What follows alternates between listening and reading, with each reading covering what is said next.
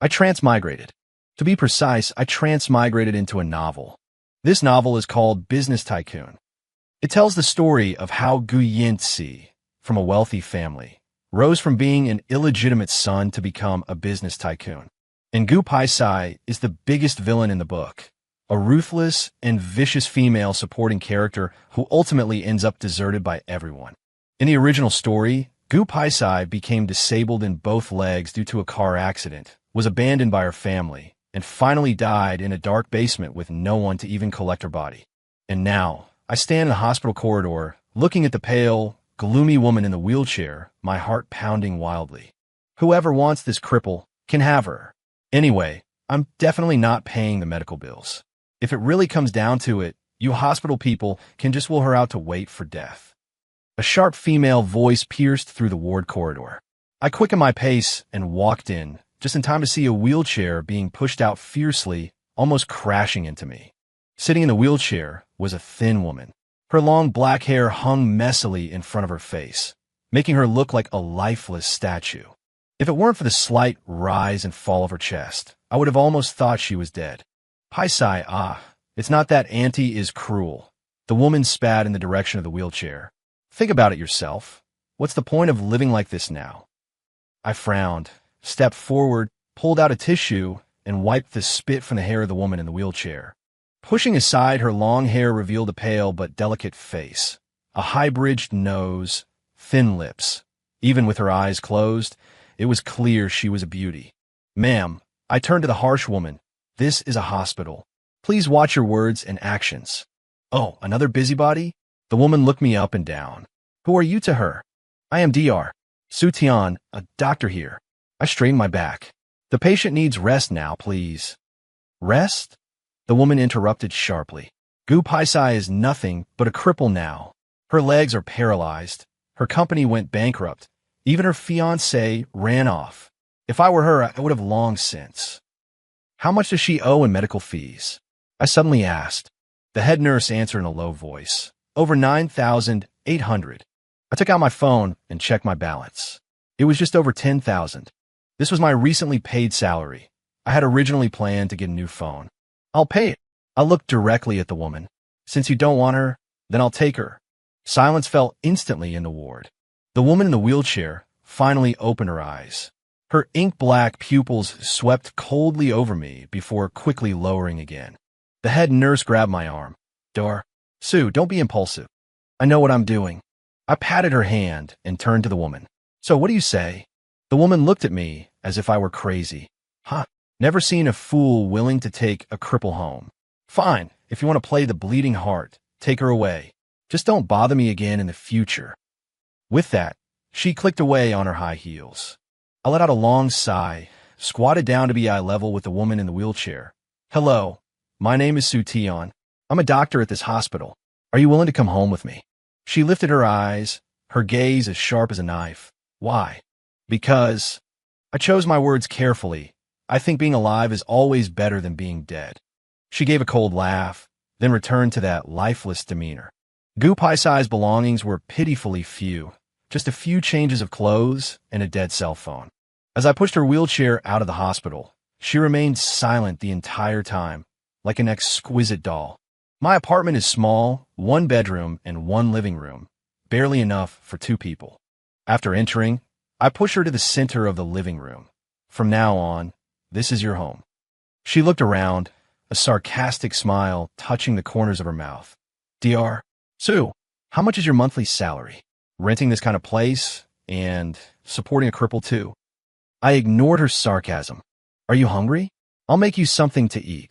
Not hungry, she answered stiffly, turning her wheelchair to face the window, leaving me with her cold back.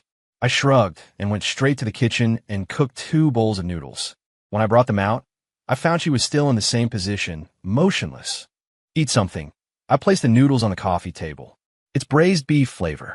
She finally turned around, her gaze falling on the bowl of noodles, then shifting to my face. Su Tian, what do you want out of this? I snapped apart the disposable chopsticks. Peace of mind. Ridiculous. She scoffed, but reached out and took the chopsticks. We ate the noodles in silence. The only sound in the room was the slurping of noodles. Halfway through, she suddenly put down her chopsticks. It tastes bad. I smiled. If it tastes bad, why did you eat half a bowl?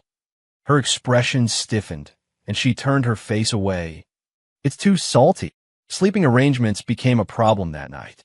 I only had one bed, and Gu Paisai absolutely refused to let me help her change. I'll do it myself. She gripped the wheelchair armrests tightly, an unnatural flush rising on her pale face. Are you sure? I raised an eyebrow. There are no accessibility features here. Get out, she said through gritted teeth. I had no choice but to leave the bedroom, leaning against the door outside, listening to the sounds within.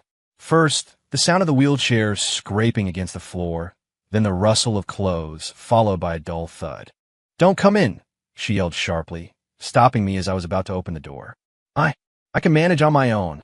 Another 10 minutes passed, then a barely audible okay came from inside. Pushing the door open, I saw Gu Paisai already lying in bed, the covers pulled up to her chin, revealing only her tense face. Clothes were scattered on the floor. The wheelchair lay tipped over on its side. Good night, I said softly, tucking the corner of the blanket for her. She closed her eyes, her long lashes casting shadows on her face. In the middle of the night, I was woken by the sound of suppressed sobbing. By the moonlight, I saw Gu Paisai with her back to me, her shoulders trembling slightly. I pretended to turn over, making some noise deliberately. The crying stopped immediately, and the room fell silent again. I had the next day off and slept until noon. When I woke up, I found an extra blanket covering me, and Gu Paisai was already in her wheelchair, reading by the window. Morning, I greeted her, rubbing my eyes. She didn't look up. It's 1 p.m. I got up with an awkward smile and found a bowl of congee and a few small side dishes on the dining table. Did you make this? I asked in surprise. It's takeout, she replied coolly. Paid for with your phone. I took a bite. It tasted surprisingly good. Thanks. She gave a slight humph and went back to her book. Sunlight streamed through the window, falling on her, bathing her silhouette in a soft glow. At that moment, she didn't look like a gloomy cripple, but rather like an elegant lady from a good family. After finishing the meal, I suggested taking her out for a walk. Her expression changed instantly. No, just to the small park downstairs. I said, I'm not going. She suddenly became agitated, knocking over the water glass on the table. You want everyone to see how pathetic Gu Paisai is now, don't you? I silently wiped up the spilled water and didn't bring up the subject again. In the afternoon, I went to the supermarket to buy groceries, and when I returned, I noticed Gu Paisai wasn't in the living room. The bedroom door was closed, and there were faint noises coming from inside. Gu Paisai. I knocked. I'm back. No response. A bad feeling surged in my heart, and I flung the door open. Gu Paisai was sitting on the edge of the bed, holding a fruit knife in her hand, gesturing towards her own wrist.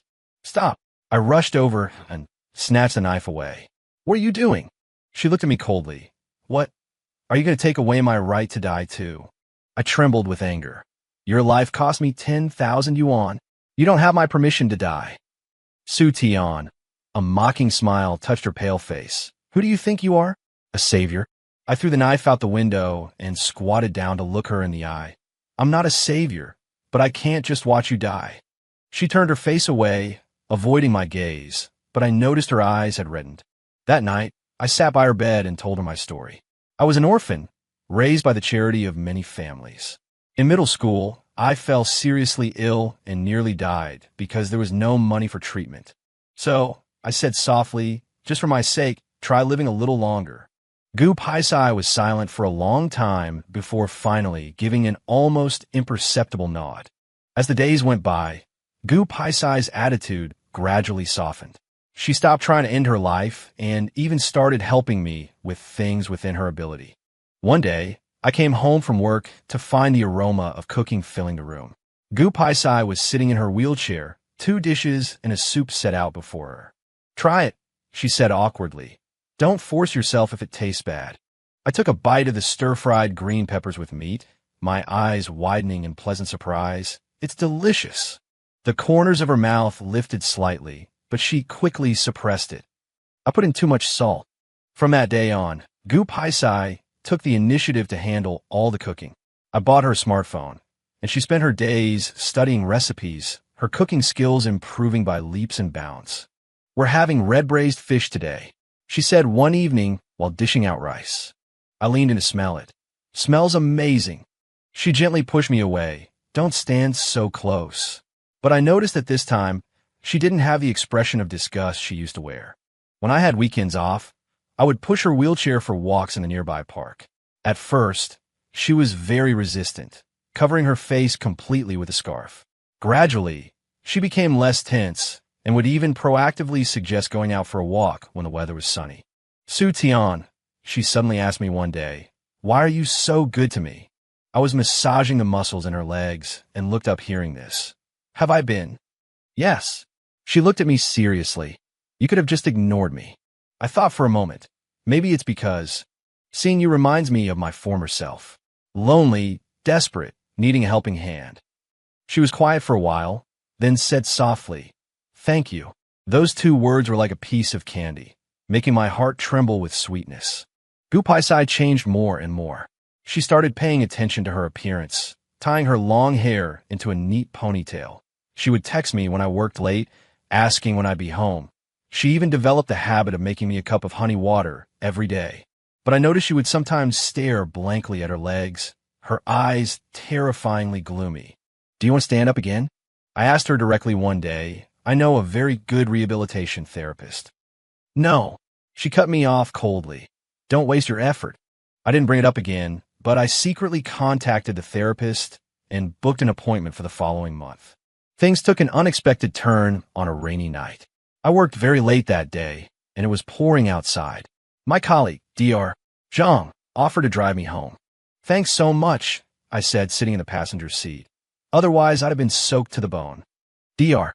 Zhang smiled. "Don't mention it, we're colleagues." When we reached my door, I invited her upstairs for a cup of tea. As soon as we entered, we saw Gu Paisai waiting by the door, her face dark. "Who is she?" she asked coldly, her gaze as sharp as a knife. "Dr. Zhang awkwardly extended her hand. "Hello, I wasn't asking you." Gu Paisai snapped, turning to me. "Su Tian, care to explain?" Confused, I said, "He's my colleague. He just gave me a ride home because of the rain." She sneered, turned her wheelchair back into the bedroom, and slammed the door hard. After seeing Dr. Zhang off, I pushed open the bedroom door and found Gu Paisai sitting by the window, her back to me, her shoulders trembling slightly. "Gu Paisai," I called her softly. She spun around suddenly, and I was shocked to see tear tracks on her face. "Su Tian," her voice was hoarse. "Do you despise me for being disabled?" Only then did I understand what she was thinking, and my heart ached for her. "Nonsense." "Then why?" She gripped the armrests of her wheelchair tightly. "Why did you let someone else bring you home? I can't pick you up. I can't even bring you an umbrella." I knelt down and took her hands. "I don't care about those things." "But I care," she almost shouted. "I hate myself like this. How I wish I could lock you by my side, make you rely only on me." Her words made my heart race. In the moonlight, her pale face held a morbid flush, her eyes obsessive and wild. At that moment, I saw the real Gu Paisai, not the docile housewife, but the obsessive, gloomy villain from the original story. "Gu Paisai," I said softly, "it's you I like, not your legs." She froze, tears sliding silently down her face. I leaned closer and pressed a gentle kiss to her lips. "Do you understand now?" Her eyes widened, then she grabbed the back of my head and deepened the kiss. After our relationship was confirmed, Gu Paisai became even clingier. She'd suddenly call me over to taste something while cooking in the kitchen, then steal a kiss. She'd send a flood of messages when I was on night shift, asking when I'd be home. She even started researching physical therapy and secretly began doing leg exercises. "Want to stand up now?" I teased her. Her ears flushed red. I hugged her happily. "That's great. I've booked a physical therapist for next week." "No rush," she interrupted me. "Let's celebrate your birthday first." Only then did I remember my birthday was coming up. On my birthday, I worked late overtime. When I got home, I found the house pitch black. "Gu Paisai," I fumbled for the light switch, only to find the power was out. "Dear," her voice came from the bedroom. I followed the sound and found a few candles lit in the bedroom. Gu Paisai was sitting on the edge of the bed, a lopsided cake placed before her. "Happy birthday," she said softly. It's my first time making a cake, so it might not look very good. In the candlelight, her face looked exceptionally soft. I noticed the burn marks still on her hands, and my nose stung. "Thank you," I choked out. "I love it." She smiled, and it was the most beautiful smile I had ever seen. Just as we were about to cut the cake, the power suddenly came back on. The lights flared brightly, revealing the utter mess in the kitchen: spilled cream, scattered utensils, and distinct drag marks on the floor. Only then did I realize that Gu Paisai must have fallen, crawled back in her wheelchair, and insisted on finishing the cake. Gu Paisai. I hugged her, my heart aching. She whispered in my ear, "Su Tian, I love you." Our days were sweet and peaceful until the day the doorbell suddenly rang. An unfamiliar man and woman stood outside the door. The man was tall and handsome, the woman gentle and lovely, carrying bags of gifts in their hands. "Yes?" I asked, confused. "Hello," the man said politely. "I'm Gu Yinsi, and this is my wife, Li Mubai. We're looking for Gu Paisai." I instantly tensed. They were the male and female leads from the original story. "She's not here." With a cold expression, I prepared to close the door. "Su Tian." Gu Paisai's voice came from behind me. "Let them in." I turned back in surprise and saw Gu Paisai sitting in her wheelchair, holding the stray cat I'd picked up last week. Seeing this, Gu Yinsi's jaw nearly hit the floor. "Sis, you have a cat." Gu Paisai rolled her eyes at him. "Why can't I?" Li Mubai also looked incredulous. "Sister Paisai, you've changed." "Cut the crap," Gu Paisai said impatiently. "Put the things down and go help in the kitchen." I stared, dumbfounded, as this legendary male and female protagonist pair obediently went to the kitchen to wash vegetables, while Gu Paisai leisurely groomed the cat. I pointed towards the kitchen, unable to form a coherent sentence. Gu Paisai pulled me to sit down. "My younger brother and his wife." "Younger brother?" I exclaimed. "In the original novel, wasn't it?" "The novel is the novel," she interrupted me. "The reality is, Gu Yinsi is my half-brother. Our father was a scumbag. He caused my mother's death and tried to turn us siblings against each other." She said it matter-of-factly, as if telling someone else's story. During the meal, Gu Yinsi took out a bank card. "Sis, this is 40 million. Gu Paisai snatched it. "Right, I appreciate the thought. I'll take the money. And while you're at it, buy this apartment for me." Gu Yinsi. Li Mubai. Me. After the meal, the siblings talked alone on the balcony. I vaguely heard Gu Yinsi say, "Sis, you've changed." Gu Paisai's voice carried an unprecedented softness. Because I've met someone I want to protect." After seeing the guests off, Gu Paisai held my hand and said, "Su Tian, come with me to rehabilitation training next week." I looked at her, pleasantly surprised. "Are you sure?" "I'm sure," she kissed me. "I want to stand up, to stand proudly beside you." Under the moonlight, her eyes shone like stars. I knew that gloomy Gu Paisai had completely disappeared, replaced by a brand new Gu Paisai who deeply loved me. In a main story. Epilogue 1. My happy life with Gu Paisai. 1. Rehabilitation training. The day Gu Paisai decided to start rehabilitation training, the weather was fine. Sunlight streamed through the curtains into the bedroom. When I woke up, she had already dressed herself and was sitting in her wheelchair, waiting for me. She wore loose sweatpants and a black t-shirt, her hair tied in a high ponytail, looking energetic. "We're going today?" I rubbed my eyes, somewhat surprised. She nodded, her fingers unconsciously rubbing the wheelchair armrest. "Didn't you say you scheduled an appointment with a therapist?" I rolled out of bed, crouched in front of her, and took her hand. "Are you sure?" She pressed her lips together. Her gaze flickered for a moment, but quickly became firm again. "I can't stay like this forever." I smiled, leaned in, and kissed her forehead. "Okay, I'll go with you." The rehabilitation center had a good environment. It was spacious, bright, and well-equipped.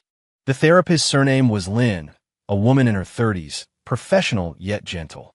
She performed a detailed assessment on Gu Paisai and then created a training plan. "The muscle atrophy isn't too severe, but the nerve damage will require slow recovery. Dr. Lin told me. The initial phase will be very hard. You need to encourage her a lot. I nodded and looked at Gupai Sai. She sat on the training bed, her eyes lowered, her expression calm, but I knew she must be very nervous inside. The first day's training was simple, just passive joint movement and mild muscle stimulation. Even so, Gupai Sai was in so much pain that sweat beaded on her forehead, her fingers gripping the bedsheet tightly, knuckles turning white. If it hurts, cry out. I stood beside her, my heart aching terribly. She shook her head, gritting her teeth and holding on. It's nothing. After the training ended, her face was frighteningly pale, and she looked like she'd just been pulled from the water. I squatted down to help wipe her sweat, but she suddenly grabbed my wrist, her voice low and hoarse. Su Tian, am I useless? I froze for a moment, then shook my head. Nonsense. You're the strongest person I've ever met. She didn't speak, just leaned against my shoulder and sighed softly. 2. Standing up for the first time. The training lasted for 3 months. Gupai Sai's progress was slow, but she was indeed getting better bit by bit. Her legs started to regain sensation. Occasionally, she could feel sharp pains or changes in temperature. Dr. Lin said this was a good sign, indicating the nerves were recovering. That afternoon, it was just the two of us in the rehabilitation room. Gupai Sai sat on the edge of the bed, hands gripping the support frame, trying to stand up. Her arms trembled slightly from the exertion, and beads of sweat covered her forehead. Try again. I stood in front of her, holding out my hand. I'll support you. She took a deep breath, clenched her jaw, and pushed down hard with her arms. Her knees bent slightly, and the soles of her feet finally planted firmly on the ground. I stood up. Her voice trembled slightly, her eyes wide with disbelief. Yes, you stood up. I was so excited I almost jumped, quickly steadying her waist. Steady now, don't rush. Her legs were still shaking, but they were indeed supporting her own weight. Although it was only for a few short seconds, she had truly stood up on her own. Su Tian. She looked up at me, her eyes red-rimmed. I did it. I pulled her into a hug. She leaned fully into my embrace, her body trembling slightly with emotion. Yes, you did it. I kissed the top of her head. I knew you could. That night, we made an exception and opened a bottle of red wine to celebrate. Gupai Sai sat on the sofa, while I squatted in front of her, gently massaging her calves. Does it hurt? I asked. She shook her head, looking down at me, then suddenly reached out and touched my face. Su Tian. Thank you. I smiled. Thank me for what? Thank you for not giving up on me. I took her hand and said earnestly, Gupai Sai, I will never give up on you. She didn't say anything, just lowered her head and kissed me. 3. Daily life together. Gupai Sai's legs continued to recover well. Although she still couldn't walk for long periods, she could now move slowly with the help of a walker. Our life gradually got back on track. She started learning to do more housework and even took up baking. The first time she baked cookies, she nearly blew up the kitchen, filling the whole house with the smell of burning. When I rushed in, she was frantically trying to turn off the oven, her face smudged with flour. It's a failure, she said, somewhat frustrated. I couldn't help but laugh, walking over to wipe her face. It's okay. It's always like this the first time. She frowned, but I wasted the ingredients. Want to try again? I suggested. She nodded. After struggling for another afternoon, she finally baked a batch of barely edible cookies. Although they were misshapen, they tasted all right. Success. A rare, childlike smile spread across her face, her eyes bright. I picked one up, tasted it, and teased her deliberately. Barely passable. She glared at me. Then don't eat it. I leaned in closer with a smile and kissed her. But my girlfriend made them. No matter how bad they taste, I have to finish them. The tips of her ears turned slightly red, and she gently pushed me away. Smooth talker. Gupai Sai's younger brother, Gu Yintsi, occasionally visited us. Each time, he brought a pile of nutritional supplements, saying they were for his sister's recovery. Gupai Sai verbally complained about it, but she always put the items away carefully. Have you always been close with your brother? I asked her. She was silent for a moment, then said, Actually, he was always very good to me. It's just that I was too stubborn before. I nodded, didn't ask further. Until one day, Gu Yinzi suddenly asked me, Dr. Su, what about your family? Do you want to have a meal together? I froze for a second, then smiled and said, in this world, I'm an orphan. I have no family. Gu Yinzi looked a little embarrassed. Sorry. It's all right. I waved my hand dismissively. I'm used to it. Gu Paisai, who was listening nearby, suddenly spoke up. Su Tian. Come home with me this weekend, she said. Home? I didn't understand at first. She looked out the window, then suddenly added, Su Tian, when my leg gets a bit better, let's get married. My hand trembled. What did you say? She turned her head, her eyes serious. I said, let's get married. My heart skipped a beat, then I started to laugh. Okay, but what? Shouldn't I be the one proposing? I raised an eyebrow. She let out a soft scoff. It's the same whoever proposes. I couldn't help but laugh out loud, reaching out to take her hand. Gu Paisai, you're not getting away from me in this lifetime. She squeezed my hand back, the corners of her lips turning up slightly. I won't run. Extra 2. The tragic end of Gu Paisai's aunt. 1. Reunion. Gu Paisai's leg was recovering better and better. She could already walk short distances with crutches. That afternoon, I accompanied her to the mall to choose a brace for her rehabilitation training. She tried on several models and finally chose a lightweight carbon fiber brace. This one has good support, and it's not too heavy. I helped her adjust the tightness. How does it feel? She tried taking a few steps and nodded. Not bad. Just then, a sharp female voice came from behind us. Well, isn't this Gu Paisai? We turned around at the same time and saw a middle-aged woman dressed in lavish furs, wearing heavy makeup, standing not far away.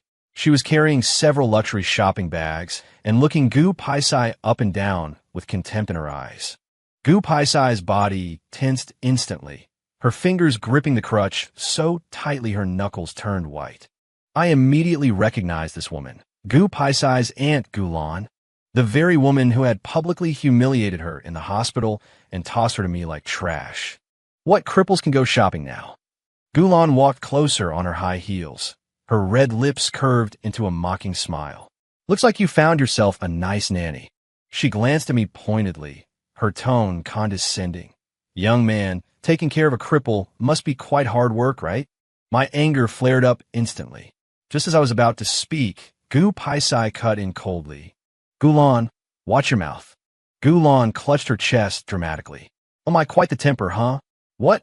Now that you have someone backing you up, you dare talk back to me? She took a step closer, lowered her voice, and said, full of malice, Gu Paisai, do you think you can ever go back to how things were? Stop dreaming. You're just useless now. Even your parents don't want you. Gu Paisai's face turned pale instantly, but she didn't back down. Instead, she gave a cold sneer. Gulan, you'd better pray you stay this smug forever. Gulan was momentarily stung by her gaze, then flew into a rage out of embarrassment. You, ma'am. I stepped directly in front of Gu Paisai, my tone icy cold. If you harass my girlfriend again, I won't hesitate to call security. Gulan paused for a second, then scoffed. Girlfriend? Huh. Gu Paisai, I guess a clueless, poor doctor like this is all you deserve. She tossed her hair, turned, and left haughtily. Before leaving, she deliberately bumped Gu Paisai's wheelchair. Gu Paisai's body swayed, and I quickly steadied her. Are you all right? She shook her head, her gaze dark as she stared at Gulan's retreating figure, and said softly, Su Tian, let's go home. On the way back, Gu Paisai was very quiet. I knew what she was thinking. Gulan's appearance had undoubtedly torn open the scar she had struggled to heal. In the evening, after I came out of the shower, I found Gu Paisai sitting in front of the computer in the study. The cold light from the screen reflected on her face, making it look particularly sharp. What are you looking up? I walked over and rubbed her shoulder. She didn't look up, her fingers tapping a few keys on the keyboard. Gulan. I leaned closer to look. On the screen was a business investigation report. Several beauty salons under Gulan's name were suspected of engaging in illegal medical procedures and were under investigation. She's made a lot of dirty money opening beauty salons these past few years. Gu Paisai sneered. Using substandard fillers passed off as imported goods and performing microplastic surgeries illegally. Several customers have already complained. I frowned. Is it that serious? More than that. She opened another file. She also evaded taxes and cooked the books. The amounts involved are not small. I was a bit surprised. How did you find this out? She finally looked up at me, a faint smile playing on her lips. Su Tian, do you think I've spent these years in the business world for nothing? It was only then I remembered Gu Paisai used to be the head of the Gu Corporation. Even though she had stepped down now, her connections and methods were still intact. What do you want to do? I asked. She closed the laptop, her eyes cold. Make her pay the price. A week later, Gulan's beauty salons were raided and 3 locations were shut down. After the news broke, her clients demanded refunds en masse, and business partners quickly pulled their investments. Worse still, the tax authorities targeted her accounts, uncovering nearly 10 million in tax evasion. Gulan panicked. She started pulling strings everywhere, even contacting Gu Yinci, humbly begging for her help. Yinci, you have a good relationship with your sister. Can you ask her to show mercy? Gulan was almost crying on the phone. Annie knows she was wrong. It was my fault before. Gu Yinci hung up directly and immediately told Gu Paisai about it. Sis, Gulan is looking for you. Gu Yinci's tone was complicated. It seems she's truly run out of options. Gu Paisai was in the kitchen making coffee. Hearing this, she didn't even look up. What does it have to do with me? Gu Yinci sighed. Her assets have been frozen. Her house is about to be auctioned, and I heard she's drowning in debt. I sat on the sofa, listening silently, without a shred of sympathy in my heart. Back then in the hospital, how had Gulan treated Gu Paisai? She wished Gu Paisai would die.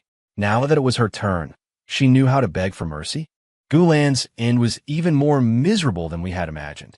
Her beauty salons went completely bankrupt, and she was saddled with enormous debts. Creditors came knocking daily, demanding payment.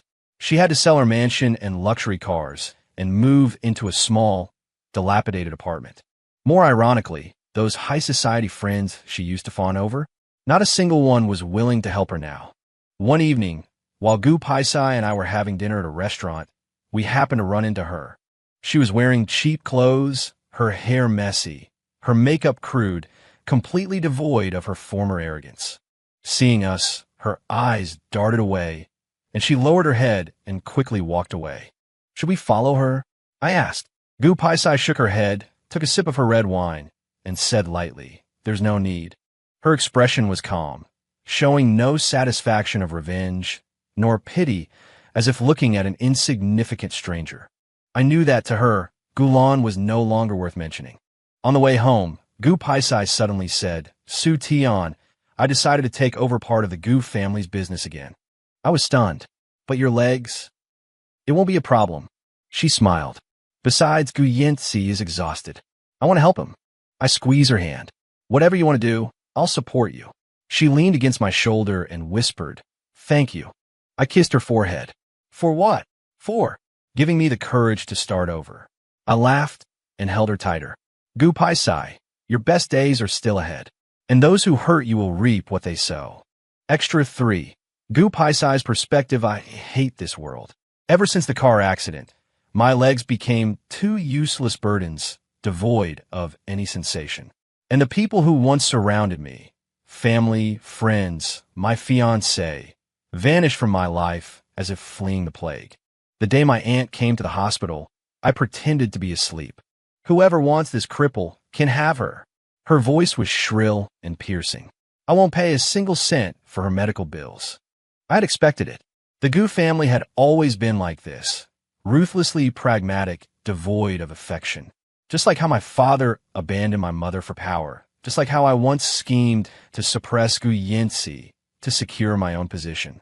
Karma, that's all. I waited calmly for death to claim me, until that doctor named Su Tian crouched in front of me and bought me for 10,000 yuan. 1. Why did he save me? Su Tian's apartment was tiny, 1 bedroom, 1 living room, with old, worn-out furniture. When he wheeled me inside, his face carried a foolish kindness.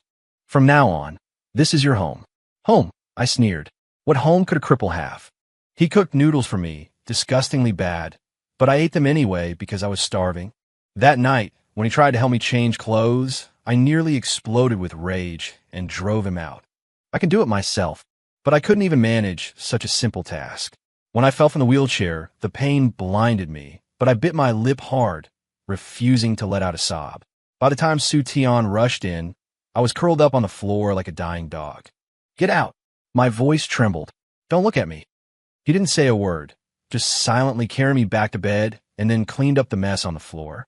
At that moment, I hated my own helplessness more than ever. 2. He's so annoying. Su Tian was an irritating man. Every morning, he'd nag endlessly. What do you want to eat today? Want to go out for some sun? Let me massage your legs, okay? I brushed him off impatiently, but gradually, I grew used to his presence. One day, while he was at work, I picked up a fruit knife and pressed it to my wrist. What's the point of living as a burden? But the moment the blade touched my skin, the door lock clicked. Gu Pai Sai. Su Tian burst in, snatched the knife away, his face deathly pale. What are you doing? I glared at him coldly. My life is my own. He was shaking with anger. Your life cost me 10,000 yuan. How ridiculous. A broke doctor playing the hero. But that night, he sat by my bed and told me his own story, growing up in an orphanage, nearly dying alone in his dorm when he fell ill with no one to care for him. So, he said, just live a little longer. For me, I turned away from him, tears soaking the pillow. 3. He made me weak. I started cooking for Su Tian. The first time I tried frying an egg, I burned the pan, filling the apartment with smoke. He rushed in to turn off the stove, but I snapped at him. Who told you to come in? Laughing, he wiped the grease from my face. I'll teach you next time. Gradually, I learned to make porridge, stir fries, and even bake small cookies. Every time I watched him eat with relish, a strange sense of satisfaction would well up inside me. This wasn't right. I used to be the head of the Gu Corporation, ruthless and feared by everyone. Now I was like a housewife, circling the stove. More alarmingly, I actually started looking forward to him coming home from work. That night, it was pouring rain. Su Tian was brought home by a female colleague. This is my colleague. I stared at the woman's hand resting on his arm, my chest tightening as if constricted by a viper. What right did she have to touch him? After Su Tian saw her off, I completely lost it. Do you despise me for being a cripple? My voice was hoarse. Think I'm not good enough for you anymore. He froze, then immediately pulled me into a tight embrace. Gu Pai Sai, it's you I like, the person. I bit his shoulder and burst into tears. It was so humiliating. To think I'd lose control over something like this. Rehabilitation therapy was excruciatingly painful. But every time I wanted to give up, I would see Su Tian standing not far away, his eyes bright as he watched me. Keep going. He mouthed the words. So stupid. But it was him, just like that, who got me through the most painful days. When my foot touched the ground firmly for the first time, Su Tian hugged me, his eyes rimmed with red. You did it. Leaning in his embrace, smelling the familiar scent of disinfectant on him, I suddenly felt. It's truly good to be alive. Now Su Tian sleeps beside me, his breathing steady. I gently stroke his brow bone, remembering the question he once asked. Gu Pai Sai, do you regret meeting me? Regret? I leaned close to Su Tian's ear and whispered, Su Tian, don't even think about getting rid of me in this lifetime. He curved his lips into a smile in his sleep, unconsciously tightening his arms around my waist.